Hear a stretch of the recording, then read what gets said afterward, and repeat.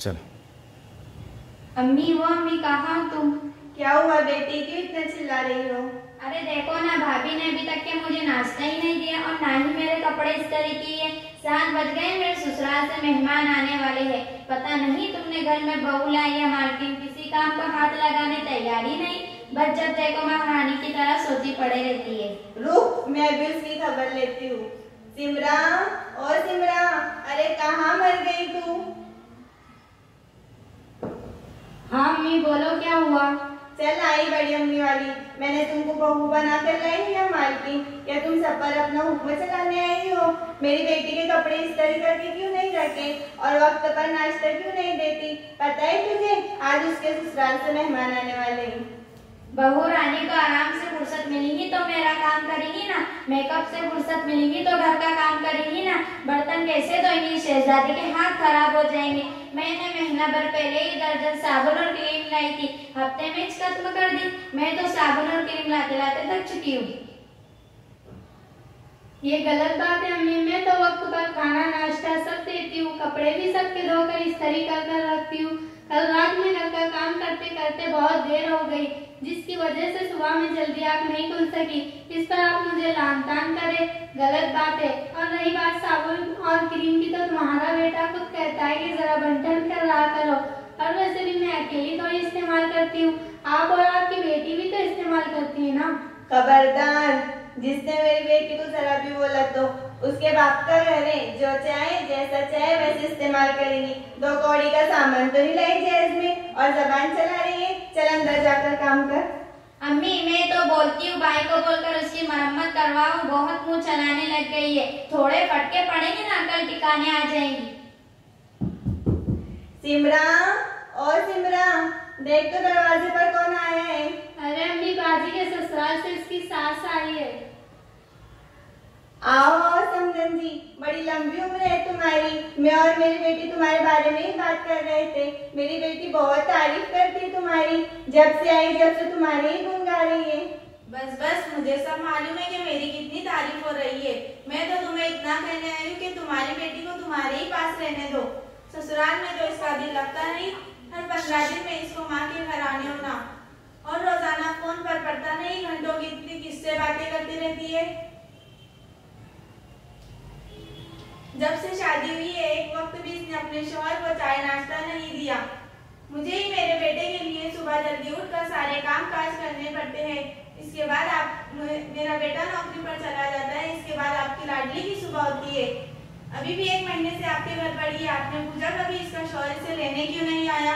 क्या बेटी, मैं ये क्या सुन रही हूँ? तूने तो हमको बदनाम कर दिया, अपने शोहर के और सास ससुर के हुक्म भी सही से अदा नहीं किए। मैं तो तेरी तारीफ करते करते थकती नहीं थी और तूने तो हमारी नाटी कटवा दी। समधन जी, अब ये कटीना अपने पास ही रखिए, मैं इसको बर्दाश्त नहीं कर सकती। नहीं नहीं बहन जी, ऐसा मत बोलो, मेरी बेटी की जिंदगी बर्बाद हो जाएगी। अम्मी जी रुक जाओ, खाना खाकर जाना। अम्मी जी मुझे माफ कर दो, शिकायत का मौका कभी नहीं दूंगी। अस्सलाम वालेकुम वरहमतुल्लाहि वबरकातुहू। वालेकुम अस्सलाम वरहमतुल्लाहि वबरकातुहू। मैं आप ही की तरफ आ रही थी। मैंने पहले भी आपकी शिकवे शिकायतें सुनी, सोचा कि चलकर मसाले हल करवा दूं। अब आई तो आप उसी मसले पर बहस करती दिखाई दे रही है। देखो बहन, एक बात याद रखो, बेटी को माँ के घर बैठा देना सही नहीं है। हर मसले का हल हमारे जज्बात और गुस्से से नहीं होता, बल्कि कई मर्तबा हिकमत और नसालिहत का दामन थामकर फैसला करना पड़ता है। काश ऐसा हो जाए कि हर सास अपनी बहू को बेटी और हर बहू अपनी सास को माँ समझे, तो ये परेशानियां ही खत्म हो जाएं। सास को चाहिए कि अपनी बहू को माँ के घर का, जहेज का या फिर किसी और चीज का ताना ना दे।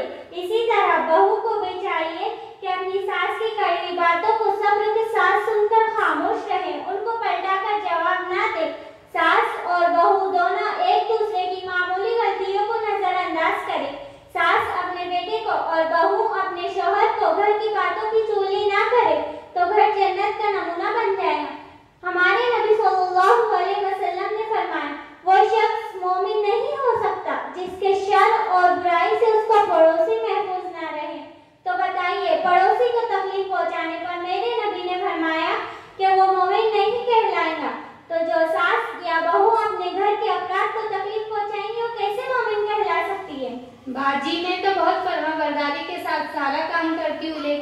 सासू माँ मेरी कभी तारीफ ही नहीं करती। किसी दिन कोई एक मामूली सी गलती हो जाने पर सारे मोहल्ले में जहाँ बैठने जाती हूँ मेरी गलती मिर्ची मसाले लगाकर बयान करती है। अगर इनको मेरी इस्लाह करनी है तो मुझे समझाए या कुछ दर्जे में मेरे शौहर या वालिदैन को बतलाए। हर मिलने वाले से मेरी गलती बताना ये कहाँ दुरुस्त है? क्या बहन जी आपकी बहू दुरुस्त कह रही है? अरे क्या बताऊं बहन, अगर कोई मिलने आता है या हम किसी से मिलने आते हैं तो लोग पूछते हैं ना कि बहू कैसी रह रही है, तो कभी कभी जबान से निकल ही जाता है कि जरा काम में ध्यान नहीं देती। देखिए बहन, जहाँ तक बात है आपकी बहू की बुराई की, तो आप अपनी बहू की हटाए उससे या फिर उसके शौहर से कहा करें, क्योंकि गलतियों में सुधार उसे लाना है ना कि लोगों को। और एक बात ध्यान में रखिए, अगर हमारी बहू से 10 काम अच्छे और एक काम गलत हो रहा हो तो हमें चाहिए कि जो 10 काम अच्छे किए इनकी तारीफ करे और जो बुराई है उसको नजरअंदाज करे। लेकिन हम ऐसा नहीं करते। शैतान हमको 10 अच्छाई छोड़ एक बुराई और गलती पकड़ने लगाता है और हम इसके लिए आपस में नाइत्तेफाकी कर लेते हैं, जिससे हम नाइत्तेफाकी कर लेते हैं। एक बहुत ही खूबसूरत नसीहत करती हूँ, अगर हमारी बहू में 10 बुराइयां और सिर्फ एक अच्छाई हो तो पड़ोसियों को, ताल्लुक वालों को, रिश्तेदारों को, मिलने चलने वालों को वो जो एक अच्छाई है इसी को बताए। यकीन जानिए आपकी बहू की बुराई सुनकर वो मजे लेते हैं और फिर दूसरी जगह आपके नाम से बढ़ा चढ़ा कर रिवायत करते हैं, जिससे आपके घर की सिर्फ बुराई वजूद में आती है, भला कुछ नहीं होता। हाँ बहन, मुझे अपनी गलती का एहसास हो गया। आइंदा मैं इस बात का ख्याल रखूंगी और गीबत चुगली से अपने आप को बचाऊंगी और अपने घर की इज्जत को पामाल होने से बचाऊंगी। बहू को भी चाहिए कि अपने सास के हुक्म की ताबेदारी करे, इनकी डांट डपट को अपने लिए इस्लाह का जरिया समझे। ससुराल की मामूली बातें अपने वालिदैन को फोन कर ना बतलाए। अगर किसी चीज पर बहुत ज्यादा तकलीफ है तो अपने शौहर से मोहब्बत के साथ तज़किरा करे। फिर देखिए सारे मसाइल मोहब्बत से किस तरह हल होते, लड़ाई झगड़े और नाइत्तेफाकी की नौबत ही नहीं आएंगी। इंशाअल्लाह हम भी अब पूरी मेहनत और लगन से सास, ससुर और शौहर की खिदमत करेंगे और कभी शिकायत का मौका नहीं देंगे। मेरी तमाम माओं से गुजारिश है कि आज माशरे में जो मसाइल वजूद में आ रहे, इसकी बहुत बड़ी वजह हमारे घरों का माहौल है।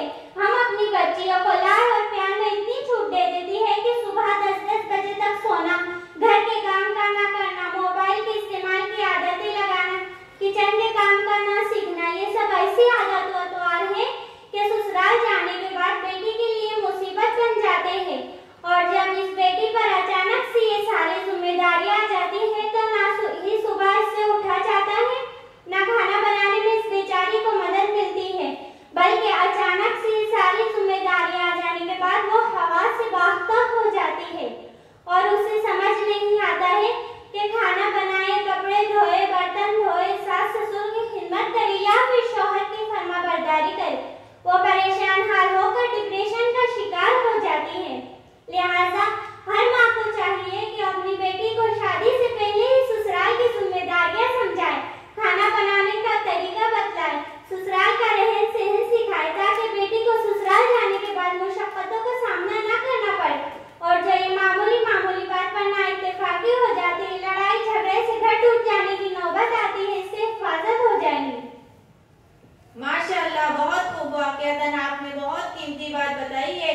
इंशाअल्लाह हम सब इस पर अमल करने की पूरी कोशिश करेंगे और हर मिलने वाली बहन तक इस बात को पहुंचाएंगे कि हमारी बेटी से मोहब्बत करे और लाड यही है कि उनको घर की जिम्मेदारी, खाना वगैरह बनाना सिखाए, ससुराल में रहने के तौर तरीके समझाए, तो ये उसकी जिंदगी भर के लिए सबसे बड़ा तोहफा होगा। और अगर उनकी तालीम और तरबियत सही नहीं हुई तो 10 गाड़ियां भरकर भी जहेज देंगे तो उसकी जिंदगी नामुकम्मल ही रहेगी। वाह समदन जी, आपने मेरा दिल नर्म कर दिया। इंशाअल्लाह मैं भी अमल करूंगी। लिहाजा यहाँ बैठी हुई हर खातून से मेरी पुरखुलूस गुजारिश है कि अपने बच्चों को इखलाक के साथ साथ तालीम के जेवर से भी आरास्ता करे, घर की जिम्मेदारियां भी समझदारी से निभाए, अपनी जिंदगी को ईमान की फिजा में ढालने की कोशिश करे और अपने घर को जन्नत का गहवारा बनाने के लिए आपस में एक दूसरे की गलतियों को नजरअंदाज करना सीखे और आपस में सुलह रहमी और हिम्मत अमली से काम ले। अस्सलाम हमें घर जाना है। हाँ अम्मी।